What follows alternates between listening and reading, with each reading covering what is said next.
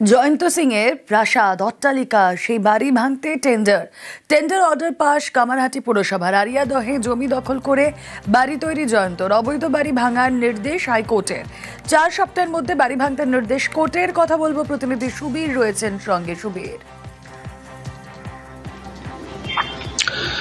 দেখো, কামারহাটি পৌরসভার 10 নম্বর word Ariadaha Rudrapratap lane এলাকাতে এইভাবেই কিন্তু জমি অবৈধভাবে দখল করে সেখানে কিন্তু প্রাসাদময় বাড়ি করেছিল জয়ন্ত সিং এবং সেই মামলা কিন্তু জনের কয়েক ব্যক্তি করেছিল কলকাতা হাইকোর্টে এবং বিচারপতি গৌরাঙ্গ কান্ত ডিভিশন বেঞ্চ কিন্তু নির্দেশ দিয়েছেন কামারহাটি পৌরসভাকে 4 সপ্তাহের মধ্যে কিন্তু এই অবৈধ বাড়ি ভেঙে ফেলতে হবে এবং এই নিয়ে কিন্তু দীর্ঘ সময় ধরে টালবাহানা চলছিল এবং সেই জায়গা থেকে কিন্তু কামারহাটি পৌরসভার পক্ষ থেকে যে বোর্ড মিটিং করা হয় গত 29 তারিখ, সেই জায়গাতে কিন্তু সর্বসম্মতভাবে কিন্তু এই টেন্ডার পাস হয় এবং আগামী 13 তারিখ কিন্তু এই টেন্ডার ওপেন হওয়ার কথা এবং তারপরেই কিন্তু যেই কোম্পানি অর্থাৎ যেই সংস্থা এজেন্সি এই টেন্ডারের দায়িত্ব নেবেন অর্থাৎ যাদেরকে দেওয়া হবে তারাই কিন্তু এই বাড়ি ভাঙার কাজ করবেন। অর্থাৎ কামারহাটি পৌরসভার যে পরিকাঠামোগত অভাব রয়েছে তার জেরেই কিন্তু এই টেন্ডার করা হয়েছে এবং বিভিন্ন সংবাদপত্রে বিজ্ঞাপন দেওয়ার পাশাপাশি অনলাইনেও কিন্তু টেন্ডার নোটিশ করেছে কামারহাটি পৌরসভা এবং দ্রুততার সঙ্গে হাইকোর্টের নির্দেশ মতো দ্রুততার সঙ্গে এই বাড়ি অবৈধ বাড়ি ভেঙে ফেলা হবে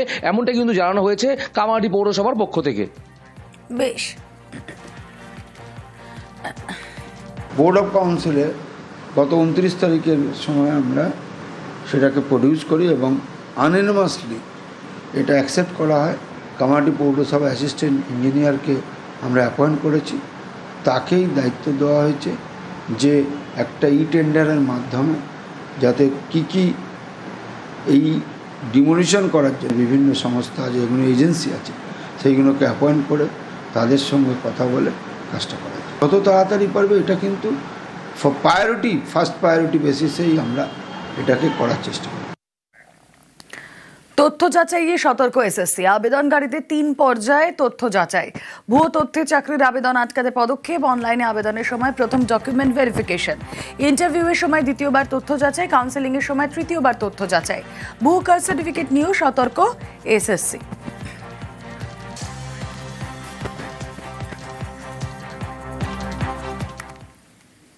ফের সারপ্লাস ট্রান্সফারের পথে রাজ্য, নিয়োগ প্রক্রিয়ার মধ্যেই সারপ্লাস ট্রান্সফার।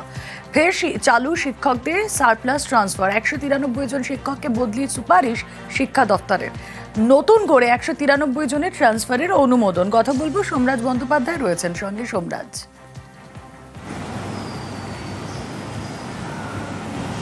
দেখো, নবম দশম একাদশ দ্বাদশে নিয়োগ প্রক্রিয়ার মধ্যেই সারপ্লাস ট্রান্সফারের প্রক্রিয়া শুরু করছে রাজ্য সরকার, তবে আন্তঃজেলার মধ্যে নয়, অর্থাৎ এক জেলা থেকে অন্য জেলায় ট্রান্সফার নয়, যার যার নিজের জেলাতেই সেই ট্রান্সফার বা বদলি প্রক্রিয়া হবে, তেমনটাই রাজ্য স্কুল শিক্ষা দপ্তরের তরফে জানানো হয়েছে। স্কুল সার্ভিস কমিশনকে বলে সূত্র মারফত জানা যাচ্ছে 193 জন স্কুলের শিক্ষক শিক্ষিকার এই সারপ্লাস ট্রান্সফারের একটা লিস্ট পাঠানো হয়েছে এসএসসিকে এবং এসএসসিকে বলা হয়েছে দ্রুততা কার্যকর করার জন্য। সাম্প্রতিক সময় নিয়োগ প্রক্রিয়া চালু রাখার জন্য রাজ্য সরকার সারপ্লাস ট্রান্সফার বন্ধ রেখেছিল, কিন্তু আবার সেই সারপ্লাস ট্রান্সফার শুরু করলো। অর্থাৎ যে স্কুলে তুলনামূলকভাবে বেশি সংখ্যক শিক্ষক শিক্ষিকা রয়েছে, অন্যদিকে যে স্কুলে তুলনামূলক কম শিক্ষক শিক্ষিকা রয়েছে সেখান থেকে বদলি করে দেওয়া হয়।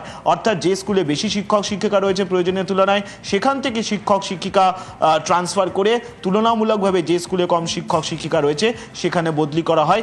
এই সারপ্লাস ট্রান্সফার প্রক্রিয়া রাজ্য বন্ধ রেখেছিল, আবারও চালু করলো। প্রাথমিকভাবে 193 জনের একটি তালিকা তৈরি করা হয়েছে বলে স্কুল শিক্ষা দপ্তর সূত্রে খবর।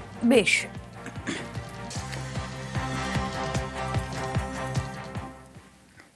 আর এদিকে রেলের বিরুদ্ধে রাস্তা বন্ধ করার অভিযোগ, রেলের বিরুদ্ধে ক্ষোভ রেল কর্মীদের। ছবি দেখাবো আপনাদের। ব্যাপক উত্তেজনা খড়গপুরে, আরপিএফ এর সঙ্গে বাসিন্দাদের ধস্তাধস্তি। রেলওয়ে অফিসের বাংলোর পাশের রাস্তা খোলার চেষ্টা বাসিন্দাদের। ঘটনাস্থলে গিয়ে আরপিএফ এর সঙ্গে বচসায় জড়ান তৃণমূল বিজেপি কর্মী সমর্থকরা।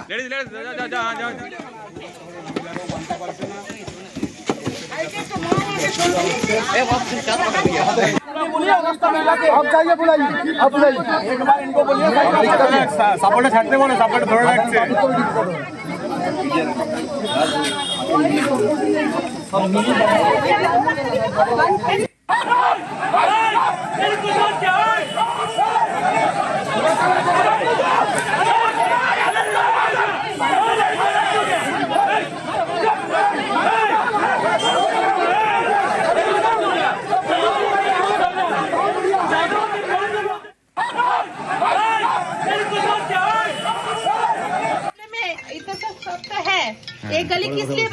पहले बोलिए। ये गली जो है यहाँ गार्ड ड्राइवर लोगों जो है यहाँ से जो आराम से मार्केट जाए बहुत लंबा हो जा रहा है वहाँ बच्चा लोग सिंटेक्स में पढ़ते हैं, 2 बजे जाएगा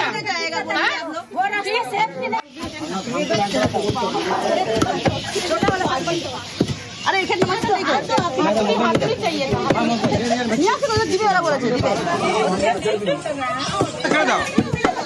हमारा हमारा हमारा लेडीज जा ওই রাস্তাতে ছেলেরা মদ খায় বসে, একদম অন্ধকার, পচা গন্ধ, রাত্রে একটু ছিনতাই হয়, মানে ওই 7টা থেকে যেতে গেলে আমাদের পুরো গা ছমছম করে। আর 25-30 বছর এই রাস্তাটা আমরা যাওয়া আসা করছি, আর হঠাৎ যদি বন্ধ করে দেয়, এটা বাচ্চাকে অসুস্থ হলে কোনটা দিনে যাবো আমরা?